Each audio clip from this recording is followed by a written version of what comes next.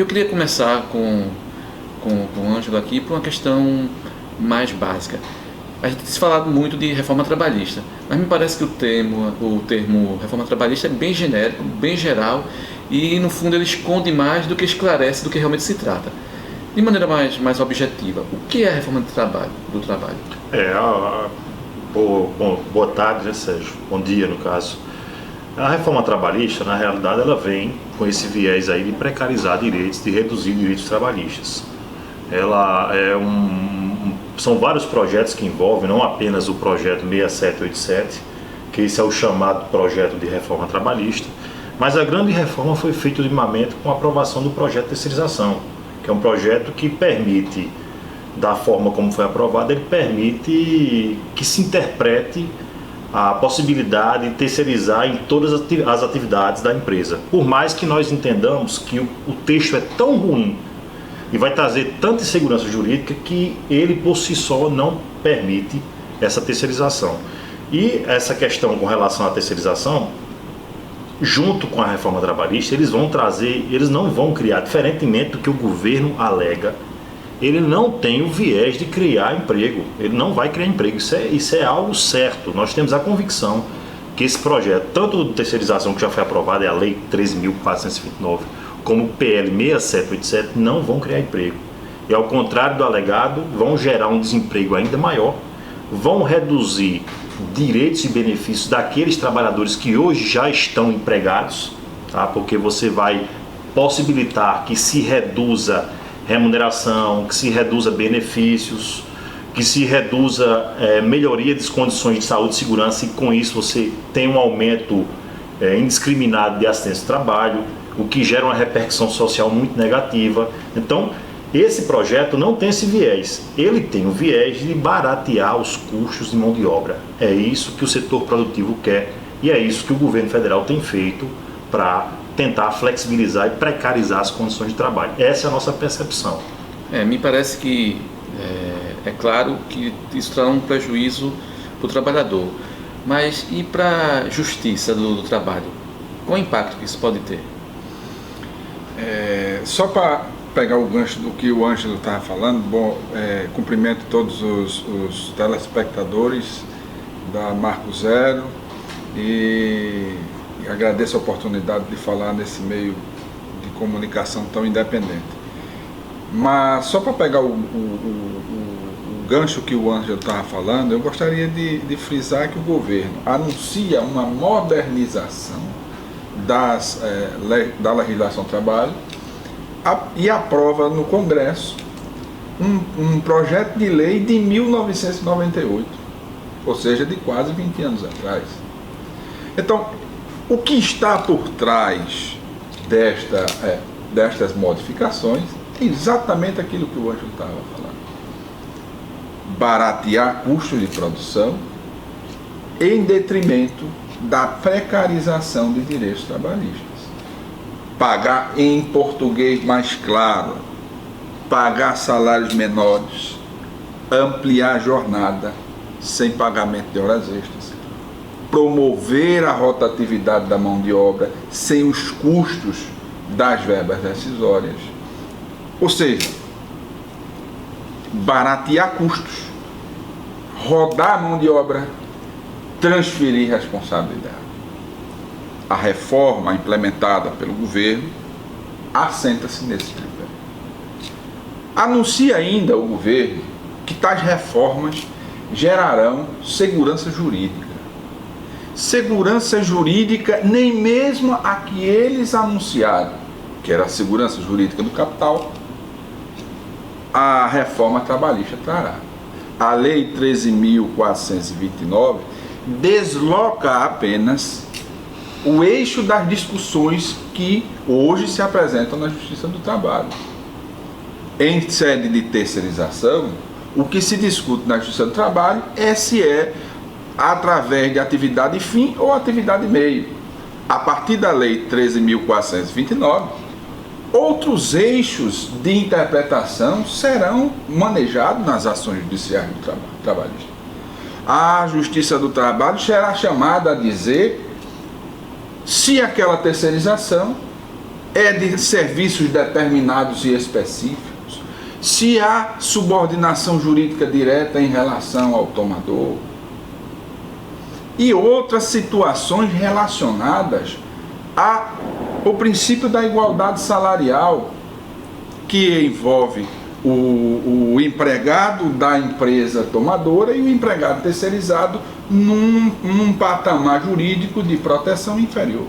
Então, eu tenho claro que esta reforma acentuará ações trabalhistas na Justiça do Trabalho, à medida que promove a rotatividade de mão de obra e anunciará um feixe, um leque de assuntos que serão, doravante, tratados nas ações trabalhistas. Ou seja, aquela ideia que o governo tenta vender, que o Brasil já é um país que tem muita ação trabalhista e que essa medida poderia reduzir isso, pode ter um efeito contrário, de aumentar essa... Exatamente. O Brasil tem muita ação trabalhista à medida que a legislação do trabalho no Brasil autoriza a demissão sem justa causa. Então, e 50% das ações trabalhistas ajuizadas no Brasil são em decorrência do não pagamento de verbas rescisórias. 50% das ações, repito com força, são em razão do não pagamento das verbas rescisórias. Ou seja, o trabalhador foi demitido sem justa causa e simplesmente não recebeu nenhum valor em função da decisão. E já pegando esse gancho do colega Adelmir, com relação às ações trabalhistas, que é o grande fundamento de quem defende a reforma, o Brasil, de fato, é campeão mundial de ações trabalhistas.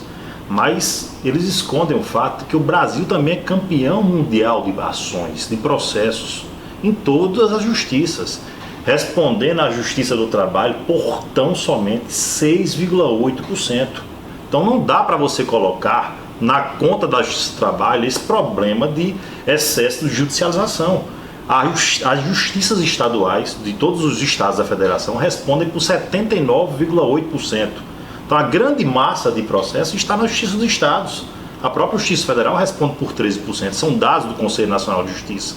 Então não dá para se colocar, como o Aldemir bem ressaltou, para se colocar essa conta da crise ou do excesso de processo na conta do Poder Judiciário Trabalhista. É um argumento falacioso. E assim, falando como uma pessoa que leiga, que não é um operador do direito, que eu acho que é o caso da maioria das pessoas que estão nos assistindo, me parece que se existe muita ação trabalhista é porque há também um descumprimento muito grande do direito do trabalho. Ou seja, a preocupação parece ser impedir que se tenha justiça trabalhista, se impedindo o acesso à justiça, do que resolver os problemas e que as empresas cumpram a lei. Me parece que é isso. Não sei se... tanto que o Adelmir falou que 50% são relativas a não pagamento de verbas rescisórias, 50% das ações. E desses 50%, o primeiro pleito é sobre aviso prévio. E aviso prévio não tem qualquer insegurança jurídica sobre aviso prévio. Não cabe maiores discussões, porque ele é marcado no tempo. Então é muito fácil para eles dizerem que um excesso de ações acabam atravancando o desenvolvimento do país. Não é por aí. Eu tenho uma série de amigos, colegas, inclusive jornalistas, que já ouviram a frase: vá buscar seus direitos na justiça, quando está sendo demitido, né? Então é uma coisa comum. Me parece também, isso eu acho que é já uma coisa de consenso no Ministério Público do Trabalho, que essas medidas são inconstitucionais. Com certeza, a nossa percepção é essa, porque vou citar um caso mais concreto, que é a terceirização que já foi sancionada pelo presidente da República, né? Hoje, o Ministério do Trabalho ele não se volta propriamente contra a terceirização. Ele se volta contra o fornecimento, a intermediação de mão de obra. Nós não somos contra a legítima terceirização quando há, de fato, uma prestação do serviço. Quando a empresa, além de fornecer a mão de obra, ela fornece um serviço com equipamento, com materiais, entrega um serviço pronto. É diferente daquele caso da terceirização, onde aquela empresa terceirizada serve tão somente como um RH, para contratar e para demitir, para precarizar o trabalho, porque não tem condições financeiras de cumprir obrigações trabalhistas, financeiras, fiscais. Então quando você coloca, é matemática a questão, Sérgio, quando você coloca ali um terceiro, uma relação entre duas pessoas, o trabalhador e o empregador, aquele terceiro, para ele ganhar ele obter o lucro, e é legítimo que ele obtenha o lucro dele vai vir do salário do trabalhador, vai vir da retirada de benefícios dos trabalhadores. Por isso que os terceirizados hoje, segundo dados consolidados, eles ganham 30% em média a menos do que o trabalhador direto e trabalham 3 horas a mais. Então, são dados fáticos que mostram que a terceirização utilizada no Brasil já há uma hiperterceirização com mais de 12 milhões e que eles trazem situações muito piores para o trabalhador, porque você tem uma fragmentação da responsabilidade. E a lei nova, ela permite inclusive que você quarteirize, quinteirize, ou seja, você tem uma cadeia de empresas que aquele trabalhador da ponta, ele não vai conseguir receber e vai ter que acionar primeiro aquela empresa da ponta para depois vir acionando as outras empresas da Justiça do Trabalho para tentar conseguir alguma coisa. Daí já se passaram anos e eles sem receber nada. É essa a nossa preocupação. A terceirização é um ponto. Me parece que outro ponto também que tem gerado polêmica é a questão do negociado se sobrepor ao legislado. Vocês têm também essa preocupação? Claro. E nesse ponto, o que o governo não diz é que o negociado sobre o legislado sempre foi possível, desde que a negociação coletiva previsse condições de trabalho específicas mais benéficas para aquele segmento da categoria dos trabalhadores. O que agora se propõe é que as convenções coletivas, que hoje têm um perfil eminentemente precarizador, de concertação social, para fazer com que, através de normas coletivas, haja a derrocada das balizas e dos marcos da legislação do trabalho no Brasil, ela passe a prevalecer sobre as normas trabalhistas, que são, na verdade, patamares civilizatórios mínimos que margeiam as relações de trabalho no Brasil.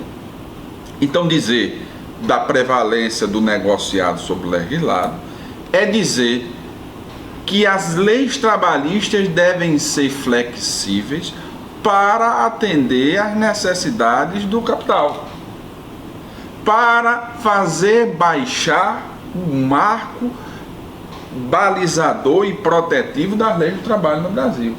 Então nós temos uma grande preocupação em relação a isso, porque desestrutura como um todo o sistema de proteção e as garantias sociais previstas na Constituição Federal.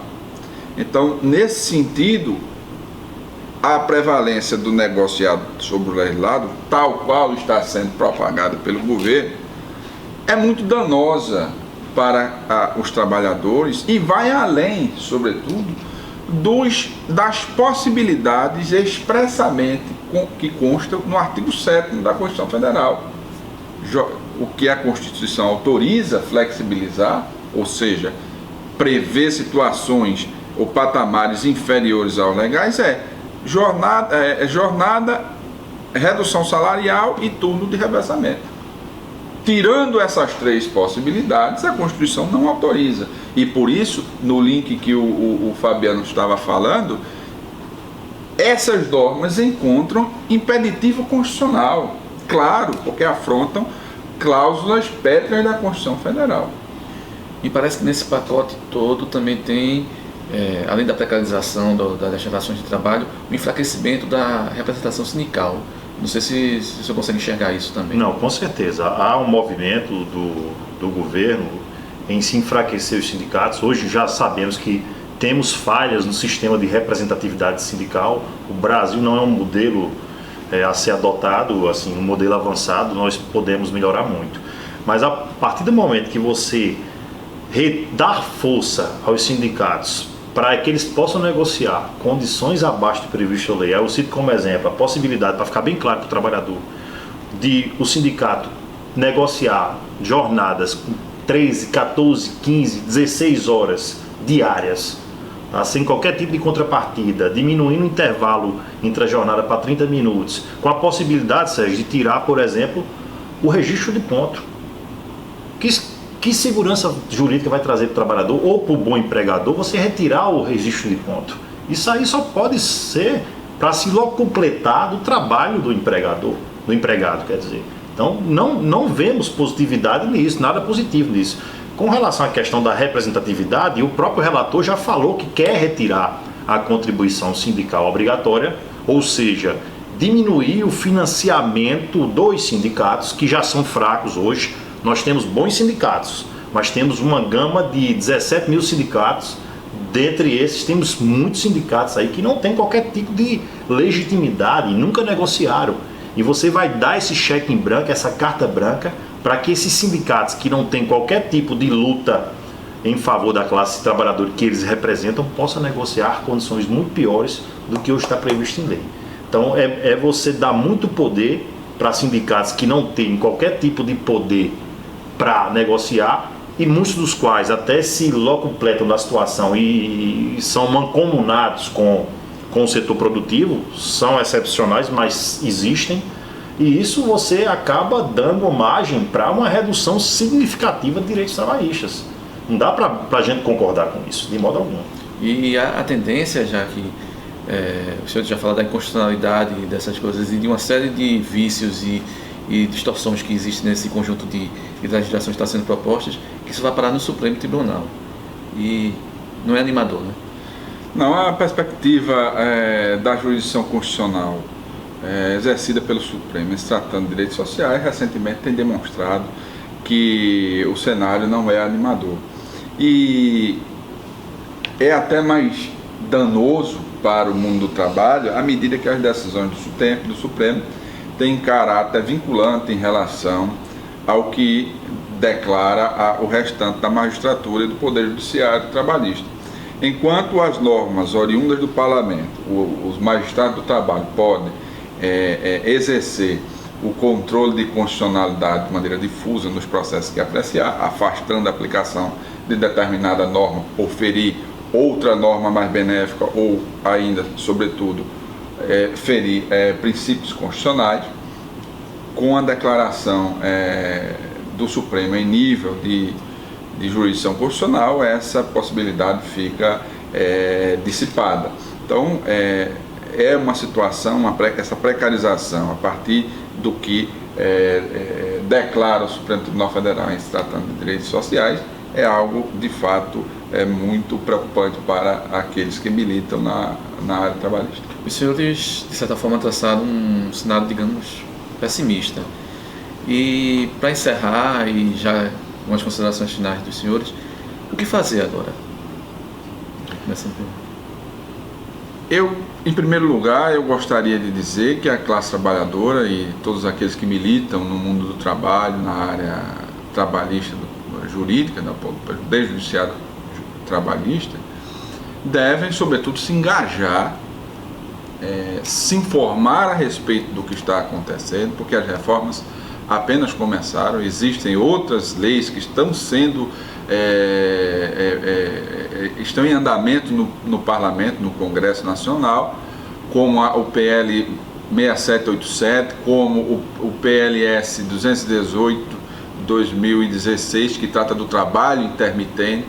O PL 6787 trata de várias questões relacionadas ao mundo do trabalho. Então, é preciso que a sociedade conheça o que está sendo votado no Parlamento, a fim de que se engaje na luta pela defesa dos padrões trabalhistas atuais, antes que seja definitivamente tarde demais. É preciso que a classe trabalhadora conheça desses projetos, a fim de pressionar a base parlamentar do local em que ele vive e atua, para votar a favor da manutenção das garantias trabalhistas previstas na Constituição Federal. Fabiano? Sérgio, eu acho que o momento é de intensa mobilização. E essa mobilização tem que partir dos trabalhadores. Nós temos uma greve geral convocada aí para o dia 28, e eu tenho esperança de que os trabalhadores de fato se mobilizem contra essas reformas. Nós sabemos que o governo federal tem uma base parlamentar bem razoável para a aprovação da reforma trabalhista, até porque se trata de um projeto de lei, não tem um quórum elevado, diferentemente da reforma da Previdência, que é uma proposta de emenda constitucional. Mas é importante que cada trabalhador saiba que essa proposta não vai lhe trazer benefícios. Ela vai lhe gerar uma redução, em termos bem claros, uma redução significativa de direitos e de salário e de benefícios, de massa salarial e uma rotatividade muito maior, de modo que você vai ter o seu vínculo muito mais precarizado, de forma a ficar uma parte fora do mercado de trabalho e com isso nem poder contribuir para a Previdência Social. Então o apelo que eu faço é que você, trabalhador, mobilize-se, vá às ruas no dia 28, peça a um parlamentar que você conhece na base, a um vereador, a um deputado estadual, para que ele vote, para ele convença o deputado federal ou o senador a votar contra essa reforma trabalhista, que não vai trazer qualquer bem para o Brasil, vai trazer apenas o aumento da desigualdade e o aumento da concentração de renda no nosso país. Então a gente encerra por aqui. Obrigado pela participação de vocês.